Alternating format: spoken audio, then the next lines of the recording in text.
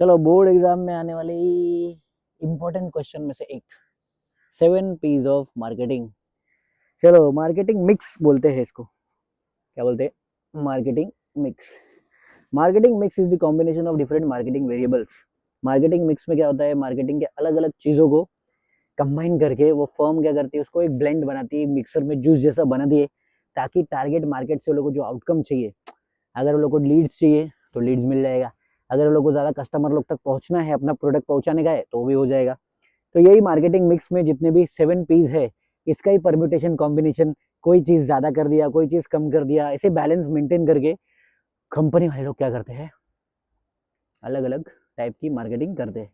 ठीक है, क्योंकि सब फर्म का देखो मेन गोल, लक्ष्य एक ही है, to provide the right product at the right time at the right place and at the right price. क्या बोल रहा हूँ, सुनाई दिया? To provide the right product at the right time at the right place at the right price. तो सही product सही जगह पे सही टाइम पे सही प्राइस पे पहुंचाना, वही मार्केटिंग का मेन वो रहता है, एम गोल रहता है। तो इसमें 7 P's ऑफ मार्केटिंग है। 7 P's ऑफ मार्केटिंग में से 4 P's जो है वो प्रोडक्ट मिक्स बोलते हैं उसको। क्या बोलते हैं? Product mix. और बचा हुआ 3 P's जो है उसको बोलते हैं क्या? इसको बोलते हैं सर्विस मिक्स। क्योंकि पहला 4 P किससे रिलेटेड है? प्रोडक्ट्स की मार्केटिंग से, और दूसरा जो 3 है वो किससे रिलेटेड है? सर्विस के मार्केटिंग से। चलो चालू करते हैं।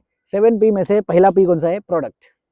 प्रोडक्ट का मतलब क्या? वो गुड्स या सर्विसेज जो कस्टमर लोग के सामने हम लोग लेके जा रहे हैं सेल्स करने के लिए, और कस्टमर की नीड को सेटिस्फाई करने का केपेबल है। केपेबल मतलब दम रखता है। अगर आपका प्रोडक्ट, अगर आपका सर्विस, प्रोडक्ट मतलब आपके गुड्स जो आपके फैक्ट्री में बन रहे हैं, जो सर्विस जो आपने बनाया हुआ है, वो सर्विस में अगर इतना दम है कि वो कस्टमर के नीड्स को सेटिस्फाई कर सकती है, तो आपका गुड्स या सर्विस क्या बोल सकते हैं उसको? ये हमारा प्रोडक्ट है।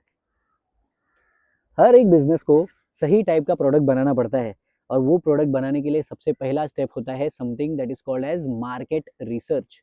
मतलब मार्केट रिसर्च करना पड़ता है, मार्केट में जाके पता लगाना पड़ता है कि मेरे दिमाग में जो प्रोडक्ट है सच्ची में मार्केट वाले लोग को वो चाहिए कि नहीं। नहीं तो क्या होता है, हमने अपने दिमाग में एक प्रॉब्लम सॉल्व कर लिया और उसके लिए कस्टमर ढूंढना चालू कर दिया। वैसा काम नहीं चलता है। मार्केटिंग का रूल क्या है? आप अपने प्रोडक्ट के लिए कस्टमर मत ढूंढो, आप कस्टमर लोग के ऊपर ध्यान दो और कस्टमर लोग के लिए प्रोडक्ट बनाओ। ऐसा नहीं कि प्रोडक्ट बनाया कस्टमर ढूंढा, नहीं, कस्टमर लोग को ऑब्जर्व करने का और वो लोग के लिए प्रोडक्ट ढूंढने का। The business is the need to decide, business need to decide the right type of product. तो इसके लिए मार्केटिंग रिसर्च करने के बाद वो लोग को सही अच्छा टाइप का प्रोडक्ट बनाना पड़ता है। कोई भी बिजनेस का सक्सेस डिपेंड करता है कि कस्टमर के माइंड में वो प्रोडक्ट का क्या इमेज बना हुआ है। तो इसके लिए प्रोडक्ट क्या है? पहला चीज, तो इसके लिए मार्केट रिसर्च करने का, पता लगाने का हमें कौन सा प्रोडक्ट बनाना है। दूसरा चीज है प्राइस। कौन सा? प्राइस। मार्केटिंग मिक्स का 7 P। P number 1 product, P number 2 price. The price of the product is basically the amount that a customer page for the product. Price मतलब क्या? वो अमाउंट जो कस्टमर लोग पे करते हैं। अभी प्राइस में दो चीजें जरूरी है। सबसे पहला, प्राइस क्यों जरूरी है? क्योंकि प्राइस की वजह से ही प्रोडक्ट का डिमांड बनता है। डिमांड बढ़ेगा या कम होगा वो किस पे डिपेंड करता है? प्राइस पे। क्योंकि इकोनॉमिक्स में पढ़ा रहेगा law of demand, as price increases demand decreases. और लॉ ऑफ सप्लाई में क्या बोला है? जैसे प्राइस बढ़ेगा सप्लाई भी बढ़ेगा, और जैसे प्राइस कम होगा सप्लाई भी कम होएगा। तो प्राइस से डिमांड डिसाइड होता है। और प्लस प्राइस कई के लिए जरूरी है कि अगर हमें प्रॉफिट मांगता है तो प्राइस करेक्ट होना चाहिए। और प्राइस डिसाइड कैसे होगा? दो फैक्टर से। पहला, कॉस्ट ऑफ द प्रोडक्ट, या प्रोडक्ट कितने में बना रहे हो, और दूसरा प्रॉफिट, कि उसके ऊपर आप कितना प्रॉफिट मार्जिन रखना चाहते हो। प्लस तीसरा, willingness of the customer to pay. Customer वो प्रोडक्ट के लिए, आपने जो प्रोडक्ट बनाया है मार्केट में डालने के लिए, वो प्रोडक्ट के लिए कस्टमर लोग कितना पेमेंट करने को तैयार है। अगर वो पेमेंट करने को तैयार है तभी उसका डिमांड होगा। क्योंकि डिमांड का मतलब क्या है? Willingness to buy plus desire plus ability to pay. अगर कस्टमर के पास डिजायर है कि मेरे को ये चीज चाहिए, दूसरा विलिंगनेस टू बाय मतलब खरीदने की इच्छा है, और तीसरा एबिलिटी टू पे, जेब में इतना पैसा कि वो लोग पे कर सके तभी खरीदेंगे। तो प्राइस भी उसी हिसाब से डिसाइड करना चाहिए कि कस्टमर का जितना विलिंगनेस है पे करने का, जितना खर्चा करने का उसका दिमाग में प्लान है, उसके हिसाब से प्राइस सेट होना चाहिए। अगर बहुत ज्यादा प्राइस सेट कर दिया तो उससे क्या होगा? प्रॉफिट नहीं मिलेगा, कस्टमर लोग को बोलेगा, लगेगा कि नहीं नहीं नहीं जम रहा है, और वो लोग छोड़ के चले जाएंगे, वो लोग बोलेंगे खरीदना ही नहीं है। और अगर बहुत कम प्राइस रख दिया तो कस्टमर लोग लेके तो चले जाएंगे लेकिन अपने को लॉस हो जाएगा। तो इसके लिए फर्म को जब भी प्राइस डिसाइड करते हैं तो दोनों चीजें ध्यान में रखना पड़ता है। पहला कॉस्ट, और दूसरा इफेक्टिवनेस, डिमांड लाने के लिए वो विलिंगनेस कितना है वो। और इसको भी ध्यान में रखना पड़ता है, बहुत ज़्यादा प्राइस भी नहीं होना चाहिए, बहुत कम भी नहीं होना चाहिए।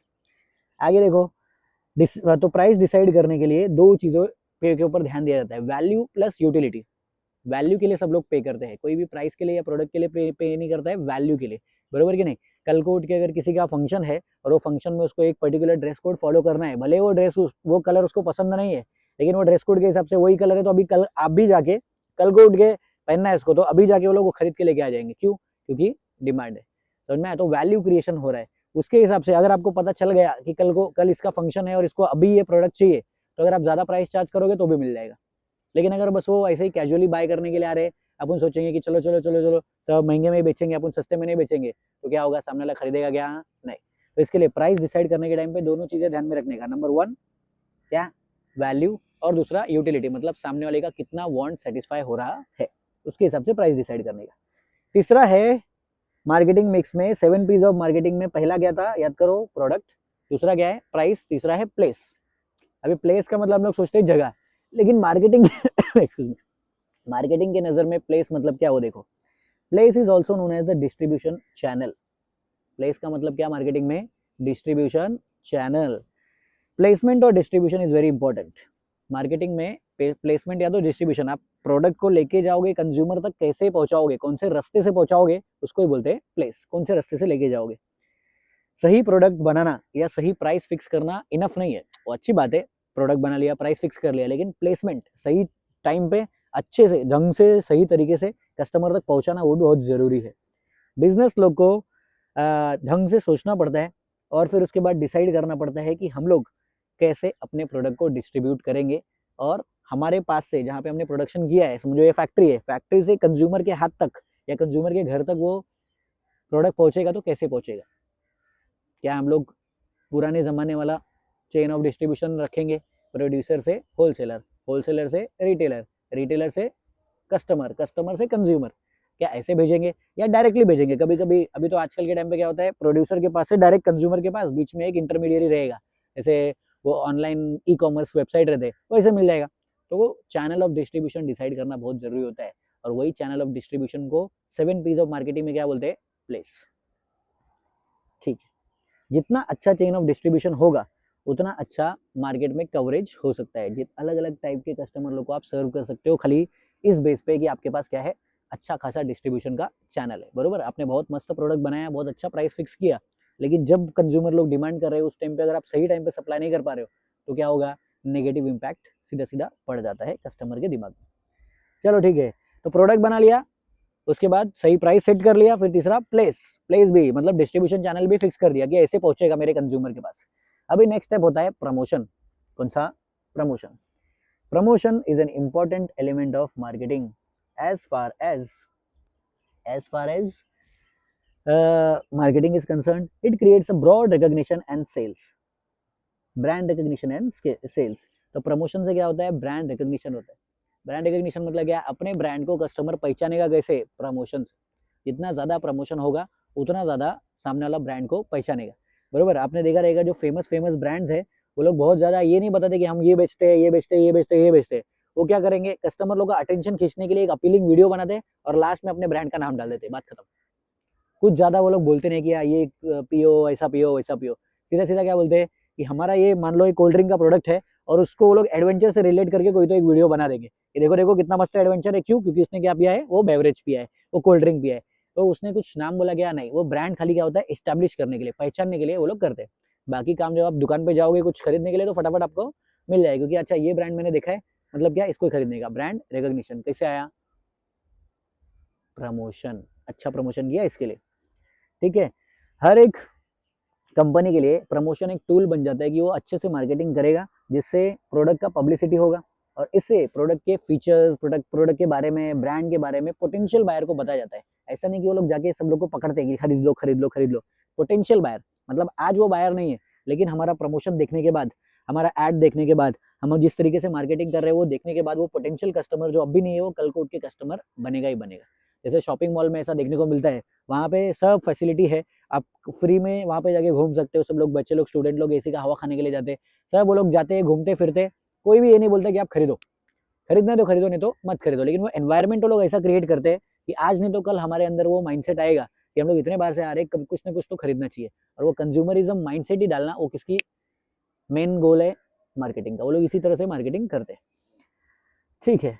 अभी अलग अलग टाइप का प्रमोशन आता है, उसमें एडवर्टाइजिंग है, मतलब डायरेक्ट एडवर्टाइजिंग, या तो सेल्स प्रमोशन। सेल्स प्रमोशन मतलब क्या, हम लोग खरीदने गए कुछ और खरीद के आगे कुछ और, क्योंकि सामने वाले ने प्रमोशन ऐसा किया। मोबाइल फोन के कंपनी के शॉप में, रिटेल स्टोर में हम लोग जाते, हम लोग ने दिमाग में कुछ और बना के गए कि हम लोग ये खरीदने वाले, लेकिन उधर जाने के बाद वो सेल्समैन और वो प्रमोटर लोग इतने अच्छे रहते, इतना अच्छे से वो प्रोडक्ट का फीचर बताते हैं, या इतना अच्छे ऑफर वगैरह बता देते कि हम लोग क्या करते हैं, बोलते ये फोन साइड में रखो, आप जो बता रहे वही दे दो। क्यों? क्योंकि उन्होंने प्रमोशन अच्छे से किया, इसको बोलते हैं सेल्स प्रमोशन। फिर नेक्स्ट क्या है, पर्सनल सेलिंग। कौन सा selling? Personal selling. Personal selling क्या होता है कि पर्सनली आपको, आपके पास कोई आ रहा है सेल्समैन, वो आपको प्रोडक्ट के फीचर्स बता के सेल कर रहा है, इसको भी प्रमोशन बोलते हैं। Combination of promotional strategies depend on budget, the message business wants to communicate and the target market. तो कौन सा कंपनी कौन से टाइप का प्रमोशन करेगा वो किस पे डिपेंड करता है, अलग अलग फैक्टर के ऊपर डिपेंड करता है। वो क्या है, पहला फैक्टर क्या है, बजट, कि कंपनी का जैसा बजट रहेगा वैसा वो लोग प्रोडक्शन प्रमोशन करेंगे। दूसरा, वो लोग क्या मैसेज देना चाहते हैं सोसाइटी को, उसके हिसाब से प्रमोशन करेंगे। या तो वो लोग टारगेट मार्केट के बेस पे प्रमोशन करते, जैसे एक कंपनी है रेडबुल का, रेडबुल के कोई भी एड में हम लोग को ये नहीं देखने को मिलेगा, वो लोग ये नहीं बोलेंगे हम लोग एनर्जी ड्रिंक बेचते हैं। वो लोग हर एक एड में, जितने जगह पे भी वो लोग एडवर्टाइजमेंट आता है, कुछ भी दिखेगा, वो लोग क्या बताते हैं, ये हमारा प्रोडक्ट एडवेंचर से रिलेटेड है। मतलब वो लोग ने क्या किया, अपना टारगेट मार्केट फिक्स कर दिया कि अगर आपको एडवेंचर पसंद है तो क्या पीने का, हमारा ड्रिंक पीने का, ऐसा बोलते हैं वो लोग, ठीक है। तो क्यों? क्योंकि वो लोग का प्रमोशन स्ट्रैटेजी है वो। तो बाकी 4 पी खत्म हो गया। पहला पी कौन सा, प्रोडक्ट, दूसरा प्राइस, तीसरा प्लेस, चौथा प्रमोशन। इसको बोलते हैं प्रोडक्ट मिक्स। इसके बाद का जो 3 पीस है, 7 पीस ऑफ मार्केटिंग में, उसको बोलते हैं सर्विस मिक्स। ये 3 पी को बाद में 2 लोग ने क्या किया, इस्टेब्लिश किया था। और 2 लोग कौन है, वो लोग का नाम किधर है, ढूंढना पड़ेगा, रुको एक मिनट। हाँ, बूम्स एंड बिटनर। तो 4 पीस ऑफ मार्केटिंग मिक्स पहले किसने बनाया, जेरोम मैकार्थी ने बनाया था साल 1960 में। बाद में बूम्स एंड बिटनर नाम के आदमी लोग आए, वो लोग ने 1981 में बोला चलो 4 पीस ऑफ मार्केटिंग है, अपन और 3 ऐड कर देंगे, टोटल बन जाएगा 7 पीस ऑफ मार्केटिंग। तो अभी देखते चलो 7 पीस ऑफ मार्केटिंग में पांचवा कौन सा है। पांचवा पी है, P stands for people. People inside and outside the business directly और इनडायरेक्टली इन्फ्लुएंस द बिजनेस। पांचवा पी मार्केटिंग का क्या है, पीपल, बरोबर। क्योंकि बिहेवियर के बेस पे ही मार्केटिंग चलता है, बरोबर। हम लोग बोलेंगे चलो हम लोग मैकेनिकल कैलकुलेशन कर लेते हैं, कैलकुलेशन के हिसाब से इतने लोगों को हम ऐड दिखाएंगे, इतने लोग उसको देखेंगे, उसके हिसाब से उतना होगा, वो मैकेनिकल कैलकुलेशन है। कभी कभी रेयरली वो होता है कि वर्क करता है, लेकिन ज्यादातर अच्छे मार्केटिंग करने वाले लोग कौन होते हैं, वो लोगों के ऊपर ध्यान रखते हैं कि हम जिनके जिनके पास अपने प्रोडक्ट का मैसेज पहुंचाना चाहते हैं वो लोग कौन है, वो लोगों को क्या पसंद है, वो लोगों को क्या नहीं पसंद है। तो पीपल सबसे ज्यादा इंपॉर्टेंट है। अभी पीपल है कौन जो मार्केटिंग के इसमें काम आता है, देखो, the people include employees who help to deliver service to the customer. ये पीपल कौन है, एम्प्लॉइज, कि एक बार मार्केटिंग करने के बाद, मार्केटिंग के 4 पीस करने के बाद, प्रोडक्ट बना लिया, सही प्राइस डिसाइड कर लिया, प्लेस डिसाइड कर लिया, प्रमोशन भी कर दिया, अब कस्टमर आ गया, कस्टमर आने के बाद उसको रिटेन करने की जिम्मेदारी किसके ऊपर आती है, एम्प्लॉयज के ऊपर। और वो एम्प्लॉयज ही है सबसे इंपॉर्टेंट पीपल। अगर एम्प्लॉय लोग ढंग के नहीं रहेंगे तो क्या होगा, अच्छा खासा बिजनेस भी बर्बाद हो जाएगा। अगर एम्प्लॉय लोग अच्छे रहेंगे तो छोटे से छोटा बिजनेस भी बहुत बड़ा बन सकता है। जैसे बेस्ट एग्जांपल है टेलीग्राम। टेलीग्राम ऐप मालूम है ना, कितना बड़ा ऐप है, वो लाखों लोग उसको यूज करते हैं और इतना ज्यादा स्टोरेज वो लोग मैनेज करते हैं। अब सोचो टेलीग्राम कंपनी में कितने एम्प्लॉयज रहेंगे, कितना बड़ा कंपनी है, $1 बिलियन कंपनी है, लेकिन एम्प्लॉयज कितने हैं, 30 से 35 एम्प्लॉयज, बस 30 to 35 एम्प्लॉयज है, उसमें वो लोग खेलते रहते, जंप करते रहते। तो इतना बड़ा कंपनी चलाने के लिए 35 लोगों का टीम है। इनफैक्ट वो लोग का सीईओ भी डायरेक्ट बोलता है कि हमको हमको एक कंपनी रन करनी है, उसके लिए बहुत ज्यादा लोगों की जरूरत नहीं है। अब बताओ क्यों, क्योंकि उसने किस पे फोकस किया, 5th पी ऑफ मार्केटिंग क्या है वो, पीपल। तो पीपल में सबसे ज्यादा जरूरी है एम्प्लॉयज। वही एम्प्लॉय लोग कस्टमर लोग को अच्छा सर्विस देंगे, और सही जगह पे अगर आपने सही लोगों को बैठा दिया, मतलब अपने काम को अच्छे जगह पे सही लोगों के हाथ में डेलीगेट कर दिया, तो आपका 5th P of marketing complete. आपने क्या कर दिया, कस्टमर आने के बाद आपके एम्प्लॉय लोगों को इतना अच्छा सर्विस देंगे कि कस्टमर लोग बार बार आपके पास ही आपका ही प्रोडक्ट यूज करने के लिए आएंगे, बरोबर। This is one. और क्या है, for the success of business to recruit the right people, train them and develop their skill and retain them. तो बिजनेस वाले लोग का जिम्मेदारी क्या है कि आपका बिजनेस अगर सक्सेसफुल बनाने का है तो सही लोगों को, सही एम्प्लॉयज़ को पहले रिक्रूट करो, मतलब काम पे रखो। दूसरा, वो लोगों को ट्रेनिंग दो, प्लस वो लोगों को डेवलपमेंट दो। वो लोग ने ट्रेनिंग किया, सब कुछ किया, तो वो लोगों को सही टाइम पे पेमेंट वगैरह दो। और चौथा, रिटेन करो। रिटेन मतलब क्या? अभी क्या होता है, उनको रोक के रखो, क्योंकि अच्छे एम्प्लॉय लोग का कैसा रहता है, उनको पोच कर सकते हैं। पोच मतलब क्या? दूसरे कंपनी वाले लोग आएंगे, बोलेंगे आप इतना मस्त काम करते हो, ये कंपनी में क्या कर रहे हो, आ जाओ मेरे साथ में, मैं आपको डबल सैलरी देता हूँ। तो वो एम्प्लॉय क्या बोलेगा, मेरे को तो इधर पे कम मिल रहा है, मेरा इतना वैल्यू है, चलो चलो दूसरे में चले जाते हैं। तो ये कंपनी का जिम्मेदारी बनता है कि उसको इतना खुश रखे, इतना पैसा दे के रखे, इंसेंटिव दे के रखे, इमोशनल सपोर्ट करे, फैमिली सपोर्ट दे, जो जितना जैसे भी सपोर्ट कर सकते करो, लेकिन अच्छे एम्प्लॉयज को कभी भी जाने देने का नहीं। ठीक है, तो वो किस में आता है? पीपल। 7 पीस ऑफ मार्केटिंग में पी नंबर 5। अभी पी नंबर 6 है प्रोसेस। कौन सा? प्रोसेस। अभी हम लोग ने 5 चीज कर लिया। पहला मार्केटिंग में क्या किया? प्रोडक्ट बनाया, फिर प्राइस फिक्स किया, फिर प्लेस कि हमारा प्रोडक्ट कैसे पहुंचेगा, फिर उसके बाद चौथा हमने क्या किया? प्रमोशन किया। और पांचवा हमने फिक्स कर दिया कि हमारे ऑर्गेनाइजेशन को चलाने के लिए कौन कौन कहाँ पे क्या क्या काम करेगा। नेक्स्ट चीज है प्रोसेस बिल्डिंग। प्रोसेस बिल्डिंग क्या होता है? देखो, process refers to the steps involved in delivering products and services to the customer. Processes are important to deliver a quality service. क्या? कौन सा सर्विस?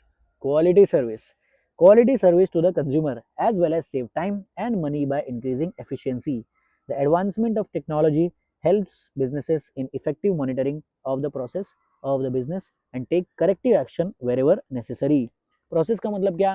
कि आप अपना बिजनेस चलाने के लिए कैसे कैसे स्टेप्स ले रहे हो। बिजनेस चलाना मतलब आपने जो प्रोडक्ट या सर्विस बनाया है, उसको आप जब डिलीवर करोगे, जो प्लेस का सेटअप आपने बनाया है वो कैसा होगा, स्मूथ है या रिजिड है। स्मूथ मतलब क्या? फैक्ट्री से कंज्यूमर के हाथ में जाने तक का प्रोसेस बहुत इजी है। अगर ऐसा है तो आपका प्रोसेस मस्त है। लेकिन अगर वो रिजिड है, बहुत मगजमारी करके कस्टमर के हाथ में आता है और कस्टमर भी बोलता है अगले बार इसके पास से प्रोडक्ट मंगाओगे नहीं, पता नहीं, मेरे को श्योर नहीं।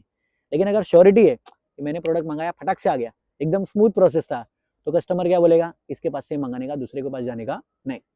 बरोबर? कंफर्टेबल करना जरूरी है, इसके लिए प्रोसेस जरूरी है। अब ये प्रोसेस कैसा बनेगा? अगर आपका प्रोसेस अच्छा है तो वो लोग कंज्यूमर का टाइम बचेगा, कंज्यूमर का पैसा बचेगा। और वो इंसान किसको पसंद नहीं है जो हमारा टाइम बचाए और पैसा बचाए?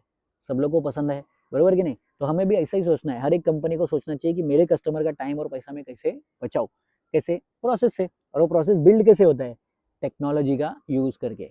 द एडवांसमेंट ऑफ टेक्नोलॉजी, जितना ज्यादा आप टेक्नोलॉजी का इस्तेमाल करेंगे उतना ज्यादा टाइम बचेगा और पैसा बचेगा। जैसे एआई आ गया। अभी एआई के आने के बाद क्या हो गया? बहुत सारा काम हमारा क्या हो गया? ऑटोमेट हो गया। ऑटोमेट इन द सेंस कि हम लोग जो काम करने के लिए 15-20 मिनट, 30 मिनट, 1 घंटा लगाते थे, वो 2 मिनट में फटाक से, 2 मिनट भी नहीं, 5 सेकंड लगता है, फटाफट एआई करके दे देता है।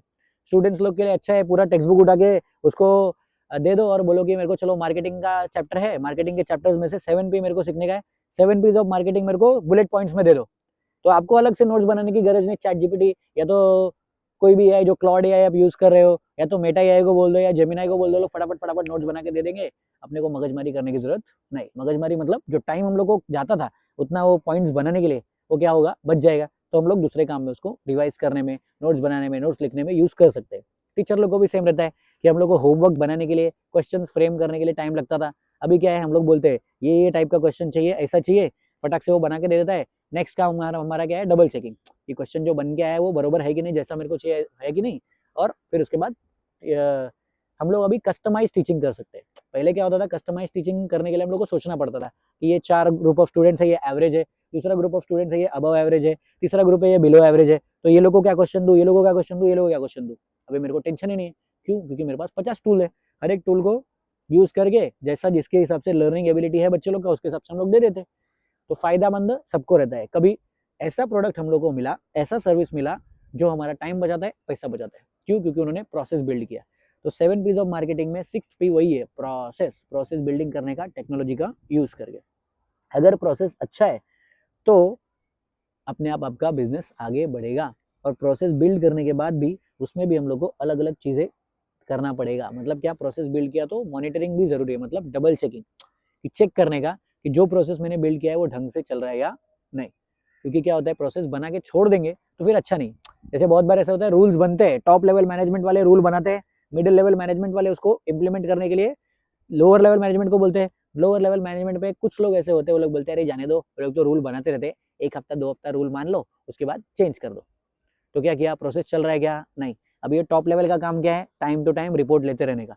Top level management middle level management से रिपोर्ट लेगा, middle level lower level management से रिपोर्ट लेगा।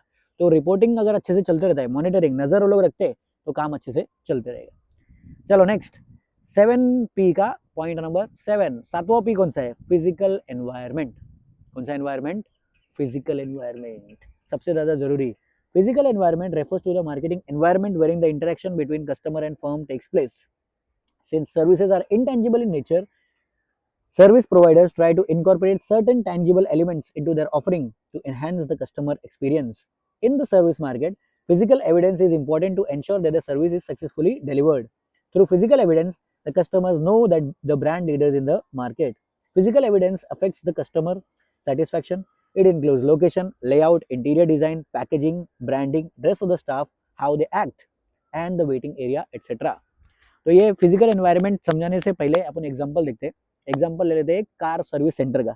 मान लो एक कार सर्विस सेंटर है, वहां पे हम लोग जा रहे हैं, तो उधर पे बहुत अच्छा इंटीरियर किया हुआ है, जहाँ पे हमारी गाड़ी साफ होगी या उसकी सर्विसिंग होगी, वो एरिया अलग है और बैठने के लिए एरिया अलग से दिया है। वो वहां पे आप जाना पसंद करोगे कि दूसरा वाला एक कार सर्विस सेंटर है जहाँ पे आप गाड़ी दे दो और ऐसा खड़े रहो, बैठने के लिए जगह नहीं है, साफ सफाई नहीं है, कचरा है, सब कुछ है, तो उधर पे जाना पसंद करेंगे क्या, नहीं। तो इसके लिए सेम टू सेम इसको ही बोलते हैं फिजिकल एनवायरनमेंट, जहां पे आपका कस्टमर और आप, मतलब कस्टमर इधर और कंपनी इधर, दोनों का इंटरेक्शन होगा, वो एरिया जो है वो प्रॉपर होना चाहिए। तो उसमें क्या क्या आता है, इंटीरियर डिजाइन, कि आपने इंटीरियर डिजाइन कैसा किया है। दूसरा लेआउट, कि वो कस्टमर जब भी एंट्री करेंगे तो वो कभी भी दुकान को खरीदने वाले तो है नहीं, वो लोग क्या करेंगे, वहां पे आके थोड़ा टाइम स्पेंड करेंगे और आपकी सर्विस को एंजॉय करेंगे। तो वो सर्विस एंजॉय करने के लिए उनको लेआउट पसंद आना चाहिए। फिर उसके बाद पैकेजिंग, जो भी चीज आप सर्व करोगे, जो भी सर्विस आप दे रहे हो, मान लो रेस्टोरेंट में खाना खाने के लिए गए तो खाना किस तरीके से प्रेजेंट किया जा रहा है वो भी देखा जाता है। फिर उसके बाद ब्रांडिंग, हर जगह पे ब्रांडिंग है कि नहीं। वो बहुत सारे जो फास्ट फूड रेस्टोरेंट रहते हैं वो लोग तो हर चीज में टिश्यू पेपर पे भी अपना ब्रांड का लोगो छाप के देते हैं, ताकि वो रिकॉल वैल्यू फटाफट आते रहे, बरोबर। वो डोमिनोज का एक मार्केटिंग स्ट्रेटेजी है, वो लोग ओरिगैनो और चिली फ्लेक्स क्या करते हैं, एक्स्ट्रा दे देते हैं ताकि आप अपने घर पे लेके जाओ, और घर पे हम लोग रख लेते हैं, कितना खुश हो जाते हैं कि वाह वाह वाह डोमिनोज से उठा के लेके आया। लेकिन जितने बार हम लोग किचन में जाके वो ओरिगैनो और चिली फ्लेक्स देखते हैं, तो क्या दिखता है अपने को, डोमिनोज का लोगो। तो वो क्या होता है, ब्रांड रिकॉग्निशन। ये भी किसका असर है, वो लोग के फिजिकल एनवायरनमेंट का, कि हम लोग खुश हो गए। उनका फिजिकल एनवायरनमेंट, वो शॉप का फिजिकल एनवायरनमेंट हम लोग घर पे लेके आ गए अपने आप ही, खुद ही लाया हम लोग ने। तो टिश्यू लेके आते हैं और ये सब लेके आते हैं फ्री का चीज, तो इससे क्या होता है, उनका ब्रांड रिकॉग्निशन अपने आप हो जाता है, फ्री में उनका मार्केटिंग हो जाता है। फ्री में मतलब वो लोग जानबूझ के ऐसा करते हैं, खर्चा तो होता रहेगा, लेकिन क्या बोल रहा हूँ समझ में आया ना। फिजिकल एनवायरनमेंट मतलब क्या, कि कौन सा ऐसा सेटअप हम लोग करें जिससे उनको हमारा सर्विस याद रहे। क्योंकि याद रखो, सर्विस मिक्स की अपन बात कर रहे हैं, बरोबर कि नहीं। लास्ट का 3P किसके ऊपर है, सर्विस के ऊपर।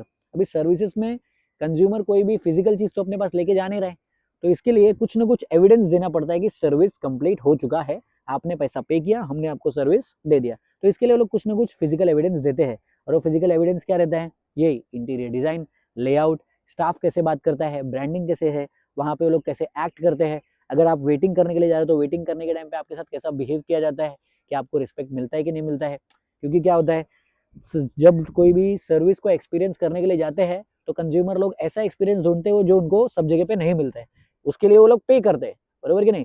फॉर एग्जाम्पल एग्रो टूरिज्म का एग्जाम्पल लो, वो इंसान जो शहर में रहता है उसको गाँव में रहने का एक्सपीरियंस मांगता है, तो उसके लिए वो पेमेंट कर रहा है। तो हमको जब भी फिजिकल एनवायरनमेंट मतलब क्या, वहां पे कि हम लोग ऐसा एक्सपीरियंस दे उसको, उसको हमेशा ऐसा लगना चाहिए कि मैं शहर से बहुत दूर हूँ। अगर उसको शहर जैसा कुछ भी लगा तो लगा अरे ये तो मेरे घर में हमेशा रहता है, तो क्या मतलब है, ठीक है।